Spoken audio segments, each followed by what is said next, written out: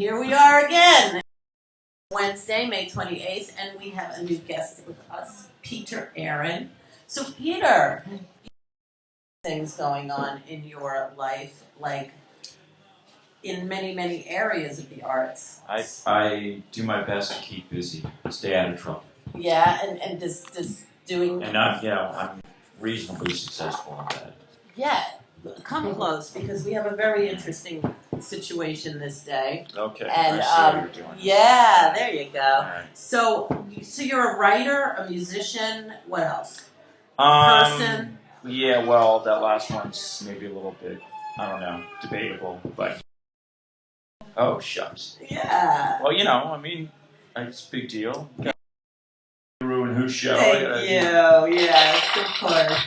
So, all right. So, I'm a journalist and a musician, two the most lucrative careers to be involved in the post-internet age. I love that. I love that. Yeah. Can you name a few? Can I name a few what? Lucrative artists. No.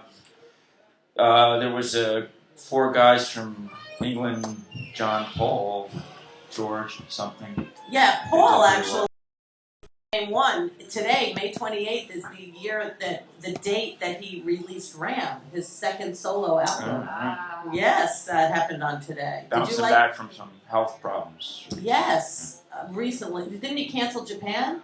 I believe so, yeah. Is he okay? I understand he's recovering and, he's past it. Good for him. Do you know what was wrong? I don't know. I haven't heard from Paul. I thought he in a while. canceled Japan. No, I'm just... Stop returning my calls. Did you tell him you were looking so divine these days? I tried that and even that didn't work. Did you sext him? Make sex text him? Everybody's got something to hide. Yeah. Wow. So where do you do your journalism? I live in upstate New York, and I'm the music editor of an arts magazine up there called Chronogram. Cool. And I've been doing that since 2006. Okay. Wow. All right. Yeah. Isn't it weird that 2006 was so long ago? Yeah. Because I don't even think the 90s. Right now, how long? Yeah. Right. It's so bizarre, right? Because you think that 2000 is 5 minutes ago, right? Isn't it? I feel like it should be. Yeah. And I walked in here because this used to be pharmacy. Yes, it was. And I haven't.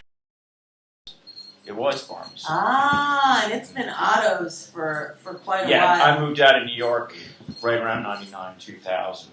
Okay. It was autos in 99, wasn't it? Yeah, I think No, I it just wasn't. missed. I think it was It was still pharmacy, I can tell you, in 2012 is, I think, when it turned. I mean, wait 2000.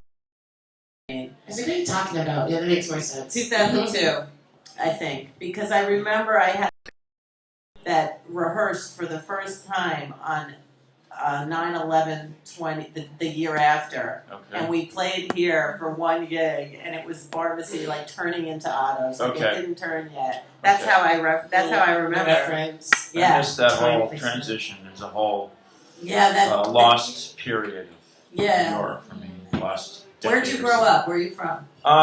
Well, until I was about 16, I lived in Morris County in New Jersey, and then when I was 16 or maybe it was 17, moved to Cincinnati, Ohio. Oh, from so west I'd rather, to west. I generally say I'm from Ohio. That was a formative period. Did you go to school there? A little bit, yeah. University for 2 years, from 83 to 85. So after Ohio. Yeah, kind of, back and forth. Where did you go in Ohio? I took some classes here in the University of Cincinnati. But one of the main things that I was involved in Ohio was I was a nightclub promoter in the 80s, and I booked a lot of amazing bands that were touring at that time. Cool, like Paul, Ringo, George. No, I booked first. Wow. Finding Lips and Speaking of 20 years ago. Yeah. This is like 86, so yeah. It's just wild. Whoever else was touring at that time? White Zombie. Oh, Sean's been on this show a couple times. Oh, she's great. She's great. Yeah. We stay in touch pretty well. Played together a couple times. New band? With her new band. I Yeah. love them. Star and Dagger. Yeah. Dom is a really good friend. I Yeah. very much enjoyed playing with those guys. Cool. And talk about what. I'm the singer and one of the guitar players in a band called the Chrome Cranks. So is that like kind of like incestual with your journalist name? Chrome. Yeah. Is it the same? The magazine. The magazine. Word. Yeah. The magazine I work for in upstate. Yeah, no. And the band is no Chrome. relations. Oh, okay. Yeah, the band is the Chrome Cranks. Okay. And that band was formed in Cincinnati. We moved to Ohio and started playing with some New York guys. Jerry Teal, who was our bass player, was in a group called the Honeymoon Killers. Okay. And we had a couple different drummers before we got who was in Sonic Youth and Pussy Galore early on. Ah, I used to kind live of in the been a Ritz. guitar. Pussy Galore used to play there. There you go. Yeah. And the guitarist William Weber played with Gigi Allen for a little while. So Wow. it's all So connected. you're kind of like underground royalty. You said it, I did. Right. Exactly. Exactly. There Right. you go. Yeah. I'd like to hear some more of that in my life. Yeah. Wouldn't we all? Yeah. All right. I know. Well, let's go get those 4 boys from England. Yeah. Right. Exactly. Place to start. That's the place to start. So, where are you playing tonight? Playing tonight, I have another project. It's a duo with Brian Chase, who's the drummer from. So cool. Yeah, they went to Oberlin, which my daughter Another goes. Ohio connection. Yeah, that's why I was kind Yeah. of like digging on I that spent one. some time going to events, things up at Oberlin. Oh, nice. Yeah. So, because didn't they meet there, the AAS? I'm pretty sure that's.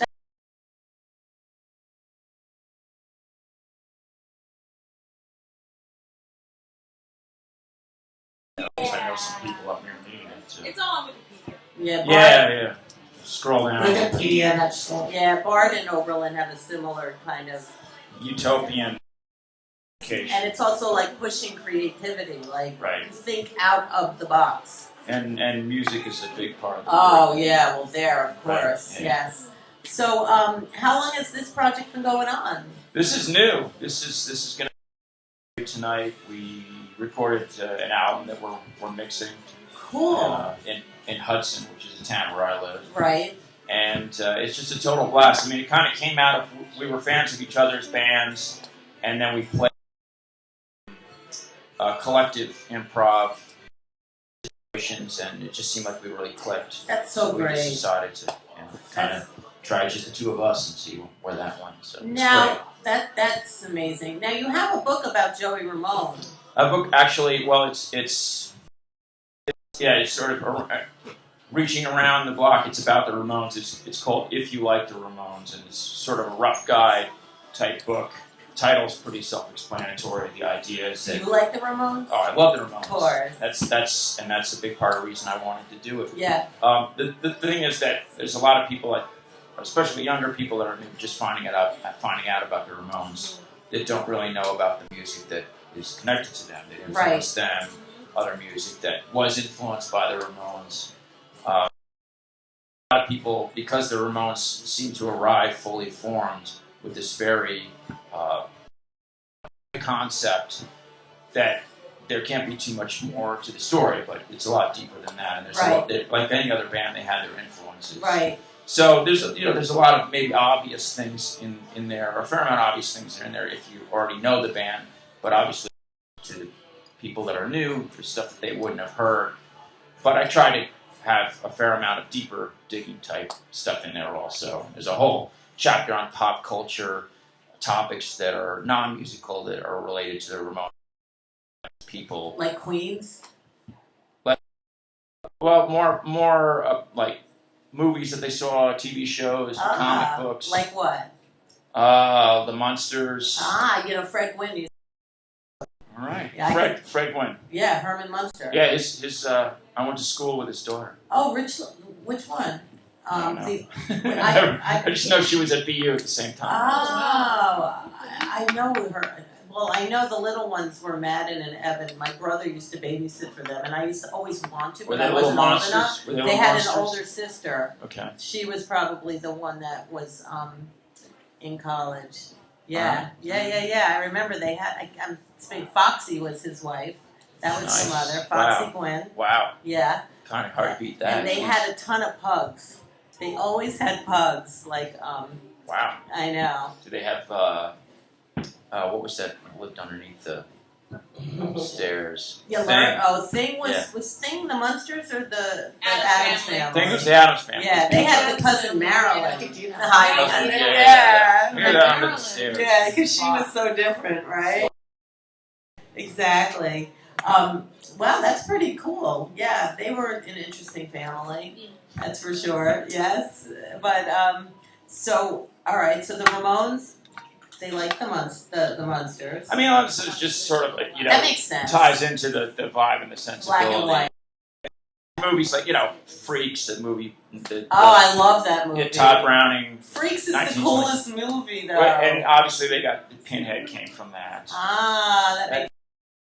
It's sort of like Mad Magazine is in there. Things like that. That almost are not surprising. Yeah, but I think a lot of ideas to get people to look at those things in a different way in relation to the Ramones and music in general. And how they're people. Sure. Yeah, which it seems that everything was so. I mean, the most influential band in music history after the Beatles, easily. It's the Ramones. And of course, inversely, they never. Well, yeah, but the Ramones, I think, are more influential than the Rolling Stones because their music was people that anyone could do it really more than. Well, that's the theme of punk rock. Exactly, and they embodies it more than the Ramones. No, they were definitely of it all. Sure. Yeah. So, what genre do you call your music, or do you? No, nobody wants to. Well, I mean, the Chrome Cranks definitely. It's a loud, dark, noisy, blues-based, confrontational type of band. Certainly related to punk comes out of that. A lot of people kind of shorthand tag us as a blues punk band. Isn't it funny? Or punk blues. Isn't it? And now there's pop punk and post punk and it just keeps it's mutating. so funny, right? Do they have hillbilly punk? I think they must. I'm sure they do. Yeah, exactly. I know. It's so interesting how labels happen, though, right? Yeah. I know grunge was another one, right? Grunge, sure. Do they have post grunge and pop grunge? I never. Why not? I know. Isn't aaRoN country grunge? That's an insult for pop grunge. That's a fucking insult. Avril Lavigne is in my book She's too. doing great now that. As an example of how far into the mainstream the sound was absorbed and sort of. She wore that. Her. I'm just kidding. I don't know. I'm sure. Well, the T-shirts, you see them more today than you ever. Yeah. Well, another thing that it was a big part of the reason why I wanted to do the book was because a lot of people I think just don't really know much about T-shirts too. It's the same thing. But I remember Hilly being so happy about that. God bless Hilly, man. He was just like, I never in a million years would have known that my T-shirt would be on the show The OC. You know? He told me that. And he was just like, that's where everything just happened for him. He said, I never made a dime at the club, but the T-shirts, they took off. And the same with the Misfits. I'm so happy. Sure. Yeah. So, he deserves that, So when did you live in the city at all? Yeah, I lived here for about 10 years, and the band was based here. We toured a lot. We made a bunch of records around MTV and blah blah blah. Wow! So what was that like? Was it fun? Was it everything empty? Yeah. What's this MTVs? Yeah, I want my MTV. Remember? I've never seen it. I just heard about it. Back when there actually was music on. So Actual, you kicked out the M, so there's just TV. Yeah. Well, they Internet have video star. They call it evolution. I guess so, but I mean, it all has to happen, right? Can't stop it. Exactly. So the other, you asked about music I'm doing. The other project with Brian Chase is very loud, completely improvised. Oh, so is it jazz rock, punk? No. I mean, it's inspired by both of those things, but Right. it's Are there words? no words. So it's all music. Right. It's And it's very guitar noisy. and drums. Guitar and drums. So it's and White Stripesy. not at The all. White Stripes. No. There's no bass. I mean, yeah, instrumentation wise, I guess. Right, it is. yeah, But no, it's really fun for me because there's no songs. Oh, and We it's just- for you. It as a guitar player, it must be like yeah, Pandora's box. yeah, because I always consider myself more of a singer than a guitar player. Ah. So this is something I get to concentrate just on the guitar playing, and it's totally, it's totally playing without a safety net. You never know what's going to happen. That's great. It's very visceral and fun. And I That's really enjoy so cool. So, what bands do you listen to today? it. Wow. Do you have a broad spectrum? Yeah, I mean, I listen to music from all eras. Obviously, I love the Ramones, who are Yeah, I'm playing right now, and she didn't even know what we were talking about. crazy. Because, I'll tell you something. We moved our show here, ReWandWho, to Auto Shrunken Head on Joey's birthday. Wow. And that is always my anniversary because we started here Wednesday, May 19th, Nice. and it was his day. So I always feel he's always watching over this show, Yeah. and that's why Joey's playing that. Crazy. Exactly. That's great. I know. I knew him a little bit. He was always just a nice guy. Yeah. He really was. That's the impression that I have. Yeah. There's time, so I've got to Okay. talk to him a bit more. Right. So, Dee Dee came to our gigs in Holland and was backstage. That was a thrill. That had to be. Yeah, I absolutely. mean, Dee Dee definitely is Awesome. somebody that has a giant personality. A lot of people say he was sort of the soul of the Ramones. in a way. And he was also like the bad boy of the Ramones, you know? Like, Well, and there's the game, yeah, the exactly. Taskmaster, and I've said Exactly. this to people, like, for the Ramones to sound the way they did, someone had to have that personality Exactly. type to keep things in line and keep it linear and on the track, and everything else that went along with that, and so all that came together in an amazing way. I know, because Joey was the drummer at first. Right. And then, I mean, it's funny, the band, like bands like that, do you think, like, I don't know, do you believe that things are chosen, like, and they just have to happen, or, you know what I mean? Yeah, and it's this weird sort of perfect storm, and a lot of people will say that, if the Ramones hadn't happened, someone else would have come along and done the same thing. And I don't necessarily buy that. I think it's really a reflection of the personality types of those four individuals, and of course, like they got their concept down, and other people came in and out. They added other people. But they were replaced. established already. Right. They had they had what they were doing down. Yeah. And I think that punk was waiting to happen, and obviously there were sort of proto-punk bands that were making music that were kind of pointing in that direction, but didn't really crystallize the way that until the Ramones did. I mean, think about the genius of what they did. You could almost distill it down to Beach Boys meets Black Sabbath, which seems like such an obvious thing now. But to have that hard edge music with hard guitar and sing-song melodic lyrics, wasn't really anybody doing that at all before them. I mean, the closest was like bubblegum